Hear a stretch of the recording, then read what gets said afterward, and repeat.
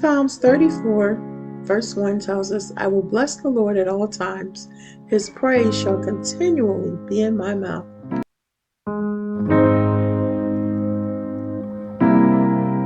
I let people get close enough to me to see my faults, and then they hold them against me. Hi guys, as you can see, this is a continuation of yesterday's video talking about leadership. So let's jump right into it. I want you to remember though to pray for your leaders, to intercede for your leaders, and to recognize that they are human. Even though they've been sent by God, even though they're powerfully anointed, they are human. So let's jump right into part 2.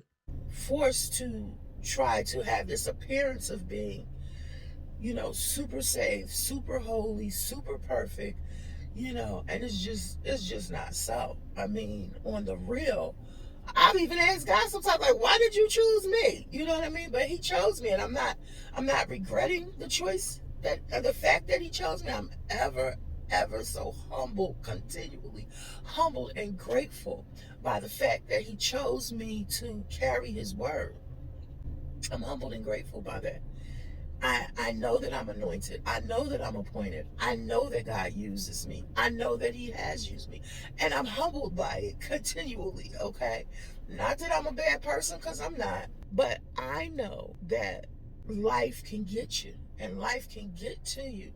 And when you're a Christian, and when you're saved, and when you love the Lord, you want everything to be quote unquote perfect. But I got some news for you. Let me say it like this, God is not looking for perfection. And this is what I've learned, and this is just one of the things I've learned. Many times we say we want to be like Christ. Lord, I want to be more like you. Lord, I want to live like you. Well, he suffered. He suffered. And he said, if you suffer with me, you'll reign with me. He was ridiculed. He was talked about. He was misunderstood, okay? And so, he was lied on. All of these things happened to Christ. So when we say we want to be more like him, we can expect those things to happen to us. Now, some people talk about those things and some people don't.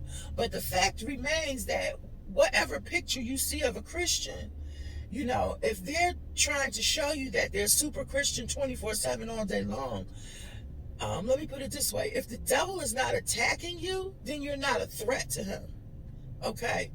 Only those who are a threat to the devil, those are the people that the devil is trying to attack. Those are the people that the devil is trying to attack their marriage. Those are the people that the devil is trying to attack their home.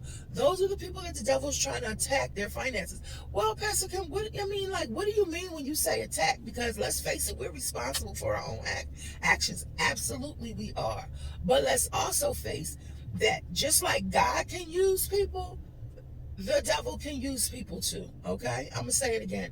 If God can use people, the devil can use people. I mean, have you ever had people who didn't like you for no reason at all? I'm not perfect. I would rather you see the God in me. And if you happen to see my fault, then that will give you the ability to pray for me rather than to see the God in me and never see me at fault.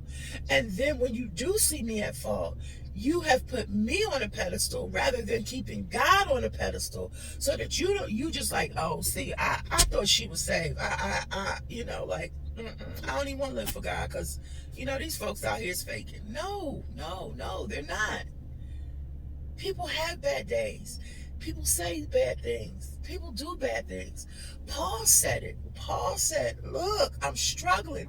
And that amazes me, the fact that Paul said that, because there's no TV, there's no porn, there's no social media, there's no drugs, there's no alcohol. Paul said, look, that which I don't want to do, I do. And that which I do, I don't want to do. Paul, y'all, Paul was struggling. So don't get it twisted. Don't get it twisted. If Paul was struggling, then I don't care who you are. There's a struggle going on somewhere, okay?